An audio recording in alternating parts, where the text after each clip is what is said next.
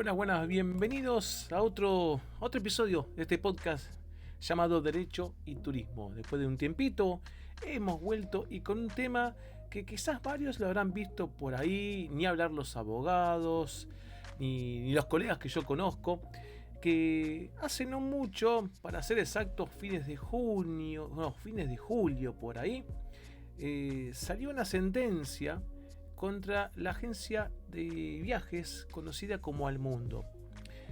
Y la verdad que es una sentencia que por un lado llama la atención, pero por otro lado no, al menos para los abogados, ¿sí? Desde ya dejo abierta la posibilidad de comentarios y quizás algún que otro cuestionamiento, más que nada por parte de los que se dedican a esa actividad como es la gente de viajes, porque como siempre digo, la normativa en muchos aspectos es clara, pero no quita que haya una necesidad de ir adecuando el esquema legal a este punto. Pero bueno, como dice el dicho, uno juega con las cartas que toca, y las cartas que toca en el plano normativo son fundamentalmente con el derecho de consumo, o como dicen los especialistas, el derecho consumeril. Pero bueno, para hacer un poco un resumen, y a aquellos que les puede interesar un poco más el tema, los invito a ir a mi blog derechoyturismo.com, que está publicada, ¿sí?, esta noticia, y ahí van a poder ver una introducción que les dejé para el caso, remarcando bien qué es lo que reclamó, mejor dicho, el viajero, haciendo un resumen de qué fue lo que resolvió la justicia, con una cosita chiquita ahí, más que nada en mi opinión, y también les comparto un enlace al fallo, que a veces hay algunas otras personas que me escriben por privado y me preguntan del enlace y claro, me doy cuenta de dos cosas: que no viene en la publicación, porque en las publicaciones, sacando una excepción que no tengo acceso público, pero siempre, creo que salvo un solo caso, siempre he publicado los enlaces. Así que vean ahí en el blog para consultar el fallo, que encima para mí no es muy largo, tiene 12 carillas. Bastante normal o promedio de lo que se estila en estos casos. Pero bueno, vamos a poner un resumen sobre esta temática. Resulta que este viajero allá por el 2019 sacó un pasaje con destino a Tailandia, si no recuerdo mal, con la agencia de viajes Almundo.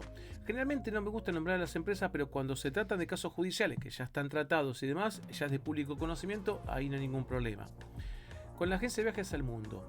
Y si no recuerdo mal, el viaje estaba previsto para que se realizara ya por abril de 2020. Paréntesis, todos saben lo que pasó en abril de 2020. A nivel internacional ya veníamos en diciembre-enero con el tema de la noticia de la pandemia, y en Argentina llegó con el decreto de esta situación de aislamiento allá por fines de marzo, ¿sí? Pero bueno, sigamos en el relato. Y bueno, tenía que viajar allá por el abril de 2020 a través de la aerolínea Ethiopian Airlines, si no recuerdo mal el nombre. Y este hombre pagó un monto X al momento del pago, creo que fue en noviembre de 2019 cuando sacó el pasaje. Pagó un monto X que lo hizo con una tarjeta de crédito. Bueno, hasta acá ningún problema, pero cuando estamos situados en principios de marzo del 2020, que para ese entonces, si no me falla la memoria, en España y en Italia ya uno venía, también en Irán, también en Asia, venía viendo un alto índice de contagios y bueno, y todo el preludio de lo que ya sabemos lo que terminó siendo. Este pasajero se comunica con la agencia para avisar de esto y para ver, vemos, qué es lo que se tenía que hacer, si había que reprogramar y demás. Bueno, la agencia le informa que no tiene ninguna novedad por parte de la aerolínea, lo cual no puedo decir si fue cierto o no porque no estuve en esa situación, pero sí puedo decir que fue o es, la verdad, que altamente verosímil. Muchas aerolíneas en ese entonces no preveían ningún tipo de información clara. Esto era sorpresa para muchos y querían ver cómo poder manejarlo, ¿sí? Pero bueno, para hacérselos un poco más corto, llegó el momento de viajar y termina cancelando el vuelo este hombre. Entonces pide el reclamo, el reembolso, porque la cancelación no es una cancelación, y acá hago un poquito de puntillismo. No es la cancelación que uno haría porque, no sé, no quiso viajar, porque le salió otra cosa, porque tuvo algún problema, sino acá en realidad con un contexto que impedía que uno pudiese viajar. a lo que voy es, no es algo atribuible como responsabilidad del viajero, ¿sí? Entonces la aerolínea se pone en contacto con la agencia y la agencia le informa al pasajero que la aerolínea había informado que en 180 días iba a dar la devolución, que está confirmada la cancelación del vuelo, que sea el dinero, etcétera. Perfecto. Cuando digo devolver el dinero, lo digo en el sentido que lo estuve comentando ya por entonces, 2020, ¿sí? En varios vivos de Instagram, y lo he comentado en varios pasajes de este podcast, que es en el sentido de la devolución sin quitas, pero tampoco sin compensaciones. A lo que voy es, mucha gente habrá perdido en la devolución porque el peso tenía un valor allá por el 2019 y tenía otro cuando se habrán hecho las devoluciones, pero tampoco correspondía ninguna quita en concepto de gastos administrativos, que sin duda que lo subieron, pero la verdad que la pandemia significó un cierre en las relaciones jurídicas de una manera sin responsabilidades, ¿no? Entonces le espera 180 días, el pasajero espera 180 días. En el medio creo que se pone en contacto con la agencia y le informa que por un problema personal había dado de baja los productos con un banco X, que justamente a través de ese banco y con otra emisora tenía tarjeta de crédito con la cual pagó. Entonces, para que cuando hagan la devolución no le hagan a esa tarjeta, sino que le hagan a otros datos que él les proveyó. Pero pasaron 180 días y no hubo ninguna novedad al respecto. Entonces decide iniciar un reclamo en defensa del consumidor, citando a la agencia de viajes. No hay ningún tipo de acuerdo. Resalta nuevamente el tema del dato, que no es un dato menor, de la tarjeta de crédito, porque cuando uno paga con tarjeta, cuando se hacen los reembolsos, los reintegros, por así decirlo, van al mismo medio de pago, o sea, a la tarjeta. Y la tarjeta es la que tiene que devolver. Pero hay un dato. En esa audiencia, si no me falla la memoria, y está en el detalle que yo les dejo ahí en la publicación, en ese momento abogada, porque después cambiaron de abogado y pasaron con un abogado en instancia judicial, pero en ese entonces la abogada le dice que ellos no habían recibido, que ellos habían hecho la devolución y a la tarjeta de crédito. Esta persona, se imaginarán, un tanto molesta, pero se pone en contacto con el banco, se pone en contacto con la emisora de la tarjeta y le confirman que no ingresó ningún cargo. Y bueno, así las cosas, entra este caso a la justicia. ¿Y qué es lo que toma en cuenta la justicia? Bueno, primer punto, toma en cuenta algo que es muy fuerte. No hubo ningún tipo de defensa, no se presentó. Los abogados, el proceso judicial se lo llama declararlo en rebeldía, ¿sí? ¿Y qué significa esto? Esto es cuando alguien demanda a otra persona y esa otra persona no se presenta en el juicio. Entonces no es que el juicio no avanza. El juicio avanzará en ausencia de quien en este caso es acusado. Caso de la agencia de viajes. Y la agencia de viajes no hizo ninguna respuesta formal a la demanda. Tampoco aportó pruebas. Podemos presumir si hubo un descuido ahí en la contratación con los abogados, si hubo una cuestión, digamos, más bien de prolijidad de la defensa o no, pero en términos judiciales no cuestionó nada. Entonces la justicia tomó por cierto todos los reclamos de lo que dijo y lo que probó el viajero. Para hacer un paréntesis y que se ubique la gente, como digo yo, de común y corriente. En un juicio, las partes dicen, o sea, el acusado se defiende y quien acusa, valga la redundancia, pero no es un dimi en diretes. El que acusa aporta pruebas y el acusado aporta pruebas para defenderse. Generalmente funciona así. Hay cuestiones más particulares, más puntillosas, que eso lo dejo más para los abogados, pero para nosotros, así hablando mal y pronto, funciona así, tracciona así un juicio. Bueno, el viajero aportó sus pruebas, no así la agencia de viajes. ¿Y el viajero qué reclamó? Reclamó tres cosas. Reclamó la devolución del dinero, más intereses. Los intereses, para que se den una idea, es una forma de compensar la demora, el pago tardío de cuando alguien tiene que pagar una deuda X en dinero. También reclamó daño extrapatrimonial, llamado daño moral. No es exactamente lo mismo, pero podemos encasillarlo así para hacerlo más simple. Lo primero, el reclamo de la devolución eran 70 y algo de mil pesos. A ver si lo tengo acá un poco a mano para darles el 76.677 con 30 centavos, ¿sí? Más los intereses. Y después reclamó 150 mil pesos de daño moral por todos los problemas, esa pérdida de tiempo que le llevó gestionar todo esto, la mala sangre, el sentirse estafado, A ver, es difícil ponerle palabras completas a muchas sensaciones que son subjetivas, pero que hablando mal y pronto podemos cerrarla en ese mal momento que uno pasa cuando tiene que reclamar y no encuentra respuestas y hay dinero importante en el medio, ¿sí? Y después reclamó lo que se conoce como el daño punitivo. Entonces, con todo esto, la justicia, ¿qué fue lo que resolvió? Resolvió que lo que dijo y lo que probó el viajero no fue cuestionado por la agencia de viajes, lo tomó por cierto y procedió a sentenciar, es decir, a condenar a la agencia de viajes en el pago de los 76.000 y algo de pesos más intereses. ¿Sí?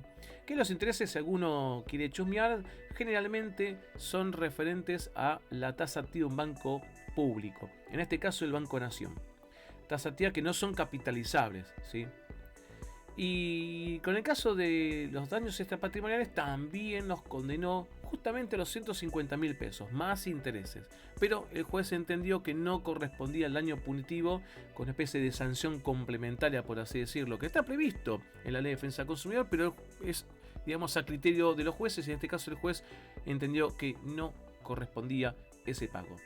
Entonces, dicho todo esto, ¿qué es lo que tenemos? Sí, tenemos una situación que uno dirá, bueno, a ver, comenzó en 2019 en la contratación, pero el problema o lo que pudo haber sido la gestión del problema comenzó ya por marzo de 2020. Estamos a pasados marzo 2022, o sea, pasaron 2 años y algunos meses.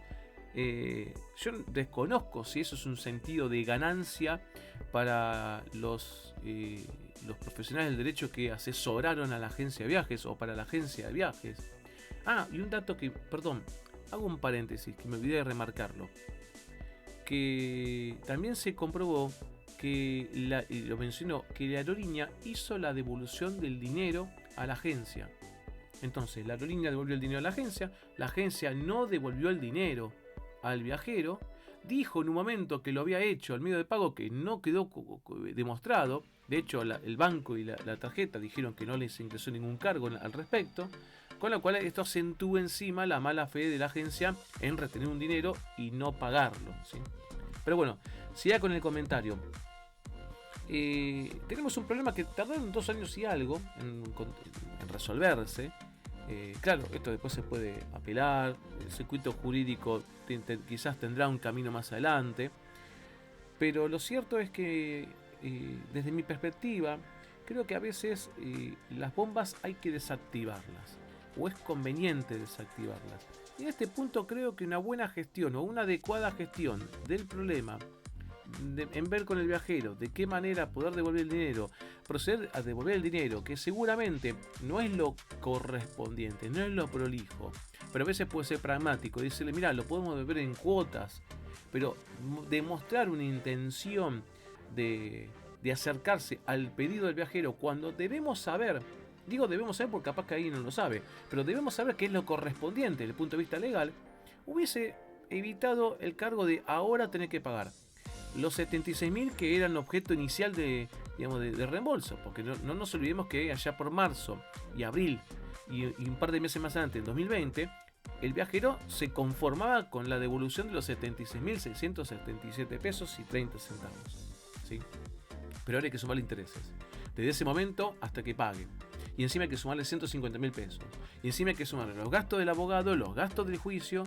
Así que yo me pregunto, ¿es negocio o no es negocio? La verdad que no creo que encontremos respuesta, pero quizás dejo abierta la respuesta para quien escuche, de tratar de ver, de encontrar soluciones previas a estas instancias judiciales que seguramente muchos salen ganando.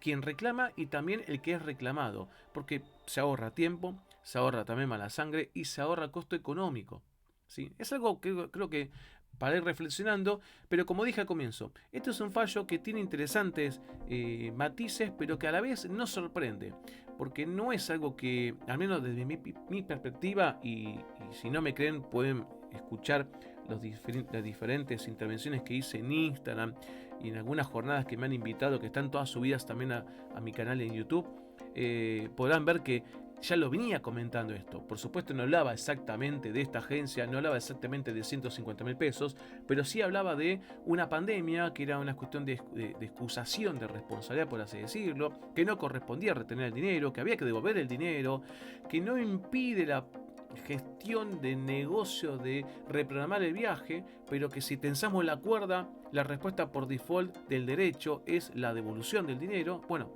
acá estamos empezando a ver los resultados que llegan a la instancia judicial.